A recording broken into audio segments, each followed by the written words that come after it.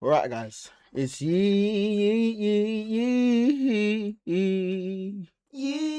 Um, yeah, I'm here with a video that you lot probably never see from me again, but I feel like I need to do this video for my own mental. And this is about my battle with depression. A lot of people may have known me throughout time. If you was proper close to me, I think you would have known that there was a point in life I wasn't even here. I don't know. I existed around people, but in my own presence, I was, yeah, I didn't even want to be here. But as it's Men's Mental Health Month, my birthday is in 12 days. It's currently the 8th of June. Um, I thought, like, why not? This is the time, especially now that I feel like my mindset is starting to change, especially with all the stuff going on in the world. It's kind of just awakening my brain to levels it just hasn't been on really throughout my life. Um, but yeah, to start, we'd have to go all the way back to about 2015, 2016. This is when I moved out of London and I moved to Essex. This change for me was mental. Like, within a couple months of me being there, RIP Jets, my friend from my secondary school passed away. And what I realized is that just the people that I was surrounded with once I moved to Essex, none of them could really understand. Like, they could be there in a sense, not really, like, but like they just couldn't. They could never understand what I was going through. And I remember at the time I asked my mum to take me to the funeral. It was raining. It was a rainy day, and my mum said she just can't do the drive. It's so long. And I held that against my mum for a very long time, which isn't really fair. But at the time when you're young, you just want to be there with your friends. All the friends in London that I thought I still had. Like, I just wanted to be around some people that could relate to the pain I was feeling. Um, and that sort of just kickstarted it all. From there, I was just proper sad. Of course, when you're in school, you're gonna have moments. I used to be a class clown, so like in the class or whatever, I'm laughing, whatever. But when I'm by myself in my room, oh my gosh, like the brain cells were just. I was such an overthinker. I think about everything, like everything. But that sparked it off, and then the realization of like being in Essex, and I was never gonna go back to London. Like in my brain, I thought, okay, this is it. Well, after a while, and then that threw me into an even deeper one. Like in my area, there was literally about like 5 black people, me, my brother, another family, and another family, and another family. Like that's all it felt like. Like it was actually, it was a mad experience. I feel like now that I'm older, I can value that experience. It taught me a lot of things that a lot of people probably won't go through, especially throughout school in such an early age. But it's kind of helped me to become who I am. I guess. Um I can become a bit adaptable in certain places. But okay, back onto the depression topic. From there, just trying to fit in and you know um how can I say, what's the word? Just adjust really. That wasn't really an issue for me, but it was as well at the same time. Because I felt like I had to give parts of myself that I would say like, nah, I'm never doing that shit. But then like after a while, it's like everyone that I know now, my whole community has changed of people is doing this shit. So yeah, I'm gonna do the shit, bro. Um, and of course that played an effect on my mind, even from like just drinking all this stuff. Like I started drinking young, proper young. The first time I had a drink, I went to a party in like year 9. My friends dad picked me up. We had some ciders in there. I had tried my first cider, and from there I was like alcoholic. Like if I could get my hands on alcohol, yeah, like that's what I needed. Clear my brain cells. Just I'm not even thinking anymore. As long as I'm not in my normal brain, that's a W. Um, and it just got really bad. Just I was always reminiscing. The thing about me is I always remember things from the past. So I'd always have little glimpses, a little glimpse of a moment or a song, and it just take me back. Like I'd hear Sex and Boys flipping on my old team, leave my number. Oh, I'd be thinking straight back to Saint SJC, Saint Joseph's. I'm on the back of the bus with a man. Them. Um, it took me a long time. I think it only really resonated with me when I actually fully come back to London, and I was just like, in my brain, I don't know what I was thinking as a kid, but like, oh, well, yeah, I'll come back. Man's gonna be like, oh, what you been telling me? No, like, you realize, Sonda, everyone has something going on with their life. Like, man, ain't even thinking about that. But me, I was stuck on that. That was my problem. I was stuck on the past. And then even, this sounds crazy, but there was so much stuff. There was so much rage. Like, on my first day of school, someone asked me, do you know JME and Skepta? I said, like, well, of course I do. They meant, no, like, do you know him personally? I was thinking, sorry, what are you talking about? Like, what? First day? I was like, okay, whatever. And then, like, first week of school, man, I just touched, like, man, just grabbing my afro. I said, what? Sitting there in RE, I feel one pen just go through my hair, rah, straight through my hair. I said, what the fuck is going on, bro? I picked up the table, dapped it on the ute, bro. I was thinking, what? Like, mum, do you know what you signed me up for here? But of course, you know, I was kind of a prick at school. Let's just say it plainly, I was a prick. I was just rude to teachers, like, chat, anyone. You know what? Not even just teachers, anyone. Everyone. If you're rude to me, you start, it's over. Like, I'm gonna make sure you know I won. That's it. But yeah, school was mad. School was mad. Even the teachers were flipping racist. There was one incident I will never forget.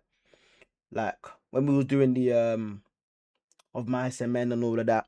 And someone asked my teacher, I don't know, I can't remember exactly how this question come up. Someone asked my teacher, sir, if you had to kill 3 people in the class, who would you kill? He then picked me. I said, you know what? I understand that. Like, I'm the most chatty.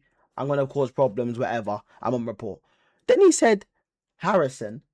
I was like, Harrison's a bit cheeky, but like, I don't know. There was other people like Charlie Southern. You could have said him a sign, but whatever. And then he said Trudy. I said Trudy. Trudy was a black girl that, like, she had an accent, everything. She was just peaceful, even kept to herself. I was thinking, that's racist. Let's call a spade a spade. That's fucking racist. I don't know. With all these experiences in my brain, like, I was so young and I just held it all to myself. My brother had it for 1 year. He went to the school in year 11. I was there year 9, 10, 11. 3 years of Vraskans. But yeah, you know, after a while, you sort of just numb it all and it just becomes the norm. You just push it to the side if anything happens. But I always did try to, like, if anyone was anything racist, I tried to say, yeah, I'm not standing with it. I'm not standing with it. And what can you do when 50 white men want to say the N-word and you're like the one black guy saying no? Like, what can you do? What can you do? These men are arguing their cases. What? I got meant to fight 20 back. Like, I think just playing with my mentals. I'm like, oh, do I just say whatever or do I stand my ground? Like, I don't fucking know. And this is years ago. The depression just kept going. And then throughout that time, I had an incident. There was one day, I think this was over heartbreak. This is my first ever crush. Like, now you're gonna think about it. You're gonna think, what the hell is going on? But in the time, like, I was distressed. I said, what's the point of life? If this girl don't want me, why am I here on this earth? Sorry. With all the other things in my brain, like, this was it. I was like, you know what? This is my wife. Or so I thought, until she went and got with the guy that's racist to me. And I said, you know what? And then, like, even the whole situation was just mad. It played in my mind. Like, I thought, am I a dick? Like, am I actually a dickhead? I must be. I have to be. By the way, guys, I haven't wrote anything down. This is just straight off the domers. Everything is off the dome. But I remember, like, this girl, she always used to call me, tell me, oh, can you walk me home and this and this and this. I was like, cool. I didn't even think that was a flex. Like, to me, like, that's all yeah. Spend more time with it. Yes, please. Yes. And then, like, so it's come up down the line. I mentioned it and she's denied. She's denied it. And then, like, when she denied it, everyone believed it. And I thought, wow. And then there was, like, other instances of this. Like, even things saying they got at me. And I was saying, like, no, it didn't. And man, I'm saying, yes, you did. I'm like, bro. Like, what can I even do here? If a girl just says it, then calm. You have to believe her. I was thinking, what? Whatever. All playing my mind. And there was one night. Yeah, there was one night. So, it was one night. I was just in my room. Bro, I was just having, to be honest, I was just having the thoughts of, yeah. Like, I didn't want to be here. And I remember I left my house that night. I went down to the beach. And I thought, you know what? I'm gonna climb up this lighthouse, and I'm gonna jump off this shit. This is the maddest story ever, because I don't think I've told anyone this story. But I remember I walked down to the not the pier, it's just a lighthouse, like along the promenade. I walked down to the beach, it was pitch black. Like, it was pitch black. And I remember I was walking towards the lighthouse. And then as I got there was a man sitting there drinking beer, like crying. Now that I'm actually even saying this out loud, I'm actually deep in like, this is a mad story. And then as I've got to the guy, I turn around and I see my mum following me long. So she must have just had the thought, like, what's he doing? Where's he going? Like, this is actually mad. Now that I think about it, this is mad. And then yeah, like the guy was talking about, oh, he was there, his friend had jumped off the lighthouse previously and died. But the thing is, when I was living in this area, I'd never heard of this story. I'd never heard of this. This guy might have just been lying, drunk out his mind, just lying to me. But just that moment, speaking to that guy, my mum came, started hugging me and stuff. But like, I was just, I don't know, I was full of anger, just anger. I didn't even want to, like, why am I here? I was in this house I'm in right now, chilling in the ends. I thought the ends is all I know. Now that I've come back to the ends is kind of meat. But like, yeah, I don't want to be here. Like, I wake up every day and I'm thinking, bro, is this me for the rest of my life? Is this really me? And then school ends. You know what? The longer it goes on, like, it starts to get better. I'm getting used to it. It gets better in terms of like my mood towards people, but in terms of the mental, it's not really. It's all just building on layers. It's just all just building up. And then prom happens. You know, prom was lit. You know, there was a lot of distractions. You know, of course, there is happiness within this time, but I'm just talking about the deep rooted depression that was just in my brain. And then college happened. College was like, that was honestly the best 2 years of my life. I met some of my boys there. Like, oh, I can't even explain it. Them man don't even know what they done for me. Like, they don't even know. But I appreciated them, man, so much. Like, all them Colchester man brought me into the circle, and I sort of broke free from the. I don't want to say that I was forced to be friends with them, but like, I just broke free from this town of like, oh, this is it. This is, bro, it's the same shit on repeat, and I wasn't even with it. Like, these man just jump in the sea. I couldn't even, like, I was like, bro, I can barely tread water. What are we doing here? Why am I here? Kickball, you know, as a kid, you're always gonna want the kickball. That was calm. That's lit. Biking, that was lit. But yeah, like, I broke free from this group because I'll be honest, a lot of my friends that were in my group, there was some sort of racial problem, or you get me, that I had with them. Some of their grandparents are racist. Some are, you get me, like, we're gonna call a spade a spade. Let's just be completely honest about the situation. Like, how am I gonna feel comfortable going to your yard? But like, yeah. But yeah, that was like, I was out party. This was like the freedom I needed. But there was like a layer on top of it. I kind of just looked for ways out of this plot. And by that way, this is when we turn to the alcohol. Because now I'm 16, I've got a little bit of a beard and shit. Like, I can really walk into Bossman's and say, let me get a bottle of vodka. And he's going to give it to me. He's not going to ask me. He ain't even going to ask me. He's not going to ask me.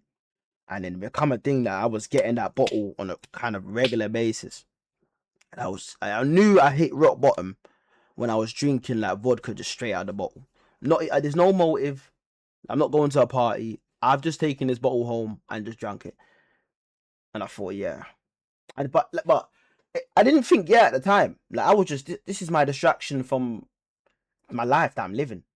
And then yeah, like, college, it got me up to a high. I was like, I hadn't been this high. I don't mean literally high, but as in like on a high, felt so good. You know, making new friends. And then uni happened. Fucking hell. Uni I can't explain what uni done to me. I can't explain it. I can't explain it. I felt like I had already done uni in college, because in college my mum wasn't really there, so it was just me and my dad. He's passed away now. But we just didn't say a word to each other any day. I had a dog as well, so I had to look after the dog. I used to go to college, come back on my break, walk the dog, go back to college, go gyms, just stay in Colchester as long as I could. If you lived in Colchester between like 20, what's the years? I don't even know the years. 2018 and 2020, you would have 2017 and 2019 maybe, you would have seen me. You would have seen me. You had no choice. Whether I'm at the gym, Castle Park, McDonald's, it doesn't matter. I'm on the Colchester. I just didn't want to go home. Like once I got there on that, even on that train, my mood just plummeted. Yeah, but uni, wow. First year uni, you know, my boy Banjo said he's going. Like we found out on the same day he's there. I said, "Oh my gosh, he's one of the guys I met in college. Like this is gonna be lit." Then the realization of Cambridge, Anglia Ruskin Cambridge, flipping hell, bro. Like it was COVID year. Okay, fair enough. And which is what is scary is that was the best year of uni for me, the first year. Lot of like not really a lot of partying, a lot of just zanging it. I'll be honest. We was just yee it every day. Like we went to a couple more of us. I felt like this was just so meaty. I can't believe I'm paying 10 racks for this. But I don't know. I didn't really go to uni by choice. Like my mum said, you're going to uni, or like what? I said like, I guess it is. Like I literally went down the list with my form tutor. We said, what are we picking? Oh, what business? Okay, Anglia Ruskin first. Uni, click that, and there he was, flat 3-4 years. But yeah, that was bad. My first year uni, my mum got ill, and that just set the tone. It just set the tone. We were back at rock bottom, and then we just stayed like there wasn't even it was just uni for 3 years was just rock bottom along the whole way. Zanged it every day. I need to escape reality. So I went from alcohol to the Zangs. Straight to the Zangs. Still right now I'm on the Zangs. But I can 100% say like I'm in a different frame of mind. Even to be able to just speak about this shit openly, looking at myself when I'm on the camera. Yeah. My mum got ill, and then I think in that same first year, my grandma died. But the year before uni, my mum's dad died.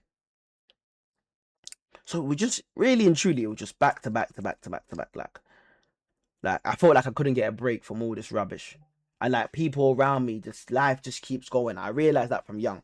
Like when my boy Jets died, and just the life around everyone, just like when you're on the playground, you just hear it. Like you just realize life just keeps going. Honestly, it's pretty sad, but it's the reality of life. Um, yeah, and then I started smoking a lot. I was just back on the drinking. Oh, it was just like it was like college all over again, but just even like at a lower tone. I'm not even with my guys anymore. I'm only with one guy. I met some other people there, of course, but I'm only with one guy. Like it wasn't the same. Second year, Banjo left. Oh my god! But then JLS come, JNC come. You know, me and James was kind of formed a brotherhood on that. But yeah, fast forward to now. So the end of uni, then my dad died. That one was a bit of like I don't know. If you know me, then yeah, you know how I feel about the situation. I don't know if I should elaborate, so I just won't elaborate for now. But maybe we'll do a separate video down the line about that. Um, and yeah, here we are now. I do want to say thank you to everyone that's been in throughout my streaming journey. Whether I knew you before or you just met me through the streaming thing, big you lot up. Because when I came back to this house, I was still in that depressive state. Like 3 years of uni, I was depressed. I was only happy when I went out to like Knots and all these places to see my other friends. But then when I got back to the core, it was just like school again. Honestly, like I'm outside, yeah, I'm happy, and get back in the house, and it's just like the lowest tone possible. No one's happy. Even the people that I'm in the yard with, no one's like. It just wasn't a good experience. I did meet some lifelong friends though from it, so that's the good thing. Yeah, and now we're here. Now we're here, man. Now we're here. I feel like I'm an overthinker. And I spend a lot of time. I took some time on streaming because if you don't know, I streamed like every day. Like the last 2 years, I streamed every day, apart from the last about 2 months, 3 months of my life right now. And that was just because FIFA was putting me back into that like I can't explain how much I love streaming. Like when I started streaming, if you look in my stream, I was just, let's get entertaining. Like if you lot are laughing, let's get lit. Like I'm at my peak. But then like it got to a point, no one was laughing no more. There ain't no one there. I'm just living in a cycle of this, like the same feeling, the same conversations back to back, and I was just like, I need a break from this. I can't be doing this every day. Honestly, it took a huge hit on my mental. Even now, I'm still kind of recovering. I did lose a friend recently. R.I.P. Ocean every day. Beautiful soul. Yeah, but I can see I've really grown as a person. Even the way I think. Sometimes I do get angry, you know. I do like to say though, like if I do get angry, really angry about a situation, it's probably not that exactly thing that I'm angry about, but I have something on my mind, and it's just like what you've just said right now is just enraged me with anger. So I'm fully crashed out. I do need to work on that. I can spot some of my, you know, the traits I may need to work on. But yeah, man. That was my story of being depressed to where I am now. Even recently, you know, I was feeling a bit depressed at work and stuff, but it's all a mental thing. Like, I feel like you need to have these conversations with yourself. You just need to be grateful for life. I didn't want to be here, so I wasn't really grateful for my days. But now I know my life has a meaning. Streaming did help me with that a lot, to be honest. You know, the people that find me entertaining and, you know, send me love. Trez Trez, I don't know what you're doing out there, Trez, but if you do watch this, thank you ever so much, sir. And yeah, man, that was my journey with depression. I wouldn't say I'm completely out of it, but keeping myself distracted is helping for now. And for me, that's step 1. And then step 2, I feel like, is this, to openly speak about it. And then step 3 is to flipping make changes in the routines I'm doing, anything that's going to keep me in a state of mind that is flipping low vibrational. And yeah, man, yeah, I can't believe I've done this video. I'm proud of myself right now. Let's even clap it up for me right now. Suckers!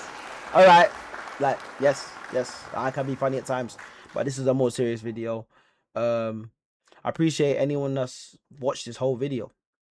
If you can relate or anything, or, you know, you yourself are going through anything currently and you want to speak about it, feel free to hit my DMs, Precept TV on all platforms, as you can see right here, sorry.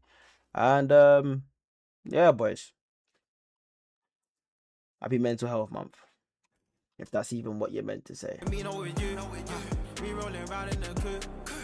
I me stepping in bloody puddles. I ain't stepping in loose. Man, I got